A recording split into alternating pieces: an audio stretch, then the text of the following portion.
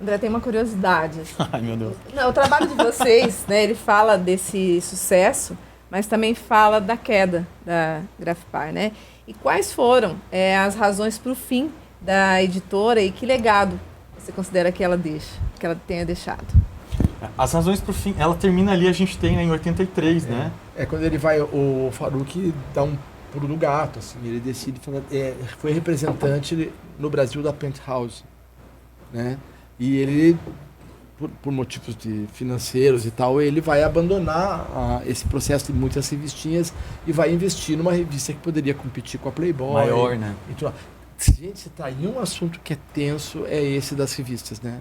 Das revistas. Quando você... O Juca Kfouri, que eu queria lembrar. Quando você pensa que o Juca Kfouri trabalhava na Playboy, gente, né? E foi um grande trabalho, mas a Penthouse não sobreviveu no mercado e o Faruk foi para outro campo, né? Continua trabalhando ativo até hoje, aos 76, 77 anos. Nessa área ainda ele continua? Nessa editora, ele tem uma editora de revistas para trânsito.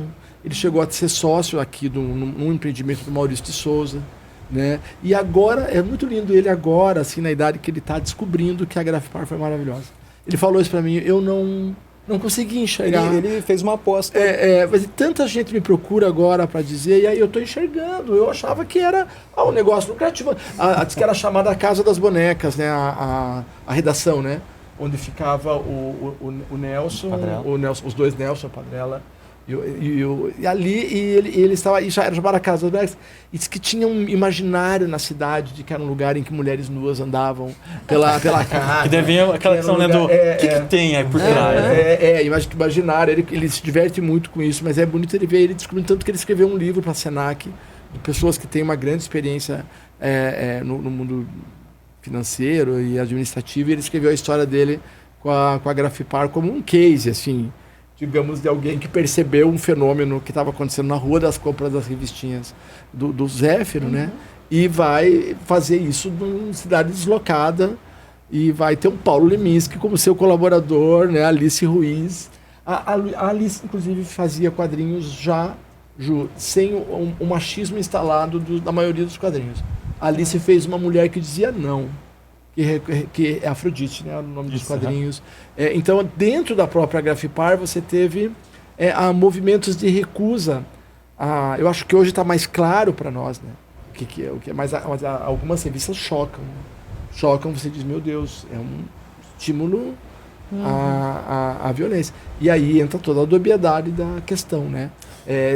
As pessoas dizem, tem que delimitar o que é erotismo, pornografia.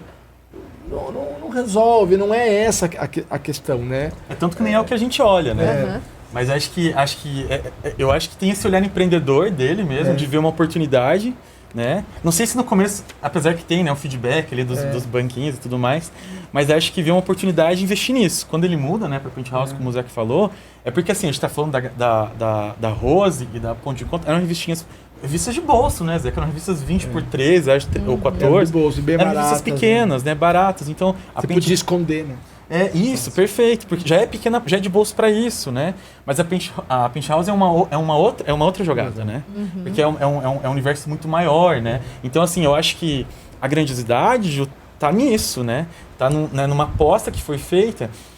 Mas o legado, eu acho, que tá, né? Era uma aposta muito comercial, mas que eu acho que tem reflexos muito importantes dentro de uma comunidade que estava invisível, né? Que não tinha, não podia ser ouvida. Eu brinco muito, né? Às vezes com os alunos, né? Hoje é muito fácil você ter uma dúvida e procurar na internet. Sim. O Google te responde, né? Mas e lá, né? Em 80, na década de 80, né? 70, com quem que você falava? Com quem que você perguntava? Então, assim, era um acolhimento que supostamente a gente não, né? Supostamente aquele grupo não encontrava na sociedade. Eu acho acho que a gente está consolidando o legado, mas acho que já aparece, por exemplo, a questão da Maria Erótica, que era a revista do Cláudio Seto, que está sendo estudado pela Mariana agora Escavacinho, nossa mestranda, né? Também é desse grupo.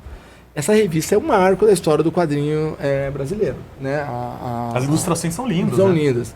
Então esse foi um aspecto importante. O aspecto libertário de dialogar com o movimento do desbunde e ver que os militares tinham essa relação duvidosa com a pornografia. Era uma afirmação da masculinidade, ao mesmo tempo que as pessoas usavam dessa afirmação dele para afirmar a liberdade do corpo.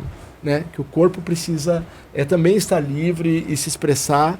E esses grupos minoritários, né, André? Saber que a lesbianidade e a homossexualidade foram tratadas em plena ditadura e acolheram pessoas que estavam vivendo aquela chuva de masculinidade. Sim. Quem viveu aquele tempo sabe, eu sei como era entrar no meu colégio de manhã, que eles faziam fila, que você olhavam se a tua meia era preta, e te mandavam embora se não fosse, olhavam a gola da sua camisa, se estava suja, e quem não tinha mãe sim, ou qualquer coisa.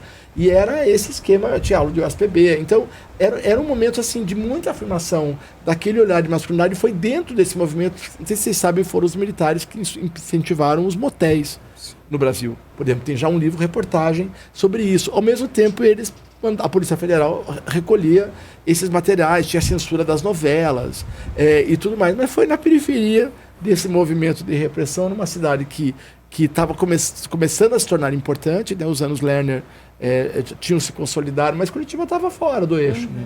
E foi fora do eixo, a Graph Park conseguiu crescer no vaso. Né?